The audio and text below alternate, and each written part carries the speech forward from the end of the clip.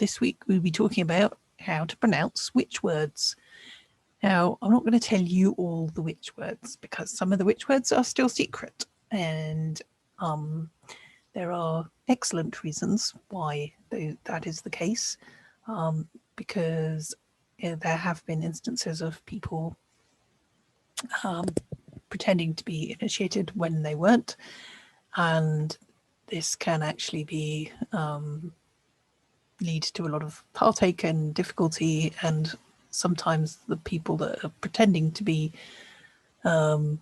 actual initiates turn out to be abusive people. So if you're thinking of joining a group or a coven, always get a vouch from existing groups of people, and a good way to do that is to go to Gardnerian Wicca Seekers and Initiates and make sure that the other people in the group know the person that you are dealing with. So obviously I'm not going to tell you a bunch of secret words because they are actually quite useful for distinguishing between people who are genuine and people who are not. So with that caveat, also if you're looking for a general valid Alexandrians, there are also Alexandrian groups that you on Facebook and other venues that you can make inquiries to make sure you're dealing with a genuine person. So it's always a good idea to do that. With that caveat aside, we will have a look at some of the words that witches use. So the ritual knife has multiple different pronunciations. Most people in the UK say athame.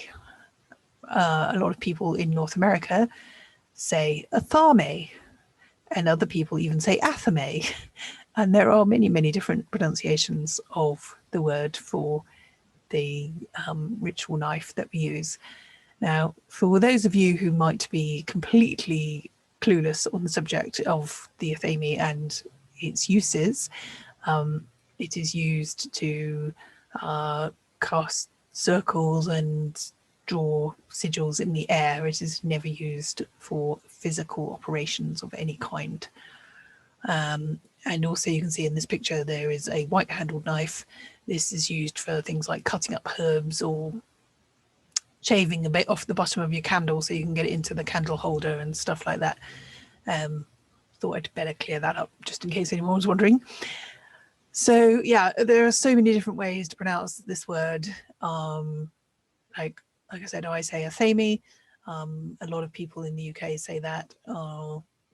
Most people in North America seem to say athame or athame. Not sure how the difference in pronunciation came about, but there it is. Now, interesting other possibility. It may be that the earliest Wiccans actually said athame, because I read somewhere, and I could have sworn it was in one of Philip Heselton's books, but I diligently tried to find the reference for this and I can't find it now. They had an interview with a reporter, and the reporter wrote the name of the knife down as thame. So it's possible, and they were like, ha ha ha, you got it completely wrong. So, well, nobody told him how to spell it, obviously. But it's possible that they were actually pronouncing it athame rather than athame. Don't know. So that's another possibility. So where do we get the word athame actually from? So it's actually from, or based on, a word in the Key of Solomon, which was a medieval grimoire. And that document illustrates quite a large number of knives, and this is an illustration from it, which appears on Wikipedia.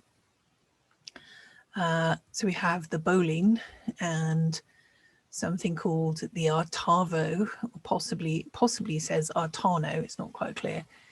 And various different spellings of this have been offered. So artavo, arthane, I've even seen athame in some books, and also closer to our friend athame, we have arthame or arthame, right? So yeah, if you wanted to be extra kind of obscure, you could spell it in one of these interesting ways. But it seems, although it looks like that is some kind of strange hook. I mean, these things kind of look like they might be used for surgery rather than anything else. But we do have something called the cutel bianco, which sounds like a white knife, and a cutel nero, a black knife. So clearly they are different from a bowline and an artano or artavo. And also you can see that we have something called a spada del arte, which is a sword of the art. So clearly people were using swords as magical implements here as well. So there you go. Another word that gets a lot of misuse is the word Mabon. Now, Mabon, pronounced Mabon, does not refer to the, however many people try to tell you that it does, the word Mabon does not refer to the autumn equinox.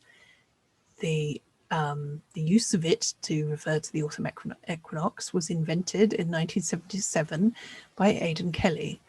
Now I can see his reasoning for doing that, but it is not the name of the autumn equinox. And there are, you know, we just don't call it that. It's autumn equinox. Or I guess if you live in North America, you can refer to it as the fall equinox, if that's what floats your boat. But it is definitely not called Mabon. So who was Mabon, and what? Why don't we name the festival after him? Well, it was never historically named after Mabon until Aidan Kelly came along. And Mabon ap Modron is a figure from Welsh literature and mythology. He was the son of Modron and a member of King Arthur's warband, so not necessarily a deity in actual fact, although there might be. And there's quite a few mother-son pairs in ancient mythology, so it seems quite likely that he would have been one of those. His name is related to the Romano-British god Maponos, whose name means great sun.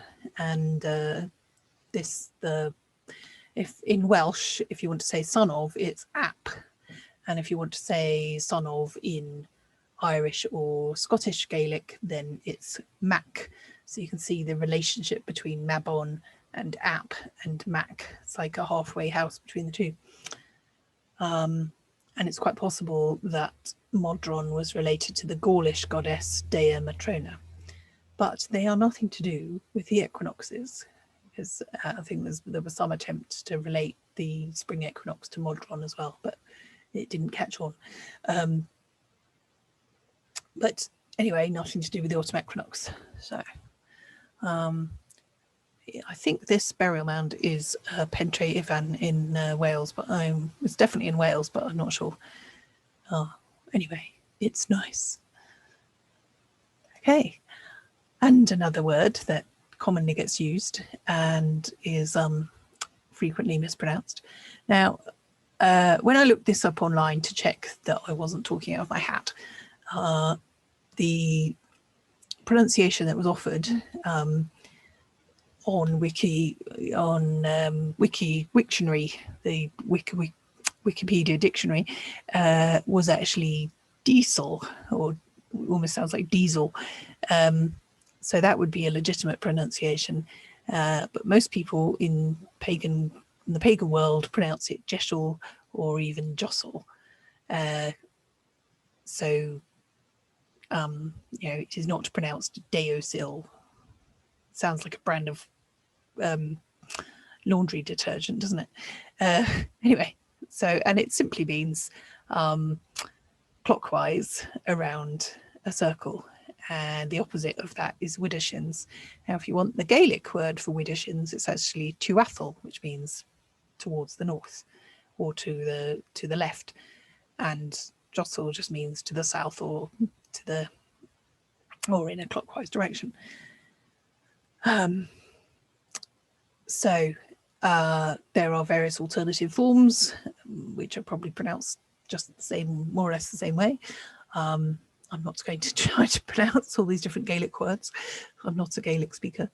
And then from etymology.com, we have Jeshur, meaning right hand wise, turn towards the right or clockwise. First written down in 1771, coming from the Gaelic, meaning towards the south or towards the right, from Deus or Jesh, perhaps. Yes, should be pronounced Desh, I think. Right hand or south. And there are cognate words in Irish, Old Irish and Welsh, and also linked to Latin dexter, coming from a Proto-Indo-European root, dex meaning right or south. And the second element is probably something like in the direction of. So there you go. So some further reading. I thought it might be in Doreen Valiente, which the story about the journalist spelling it funny, but it doesn't seem to be in there, and I couldn't find it in the Gerald Gardner book either. But I heartily recommend this book anyway. It's very good. The Witch's Athame, great book. Really enjoyed reading it. There was one howler in it, which I must tell you about, which is that it refers to the thorn in the song Oak and Ash and Thorn being a box thorn. Now, this plant, box thorn, does not grow in Britain, which is where the song was written. So the song referred to, the tree referred to in that song is actually the hawthorn, Crataegus monogyna. But anyway, other than that, this is a very good book, and I can certainly recommend it. And if you're interested in Gaelic and related subjects and words, then the English Gaelic dictionary might be of use. So have a look at some of my other videos. We have Potted History of Witchcraft and Key Ideas in Paganism, and also got one on cultural appropriation and another one on recovering from fundamentalism. So check those out on my YouTube channel, Witch's Mirror, and obviously subscribe so you don't miss any. And recently published the second editions of Dark Mirror, The Inner Work of Witchcraft, and The Night Journey, Witchcraft as Transformation.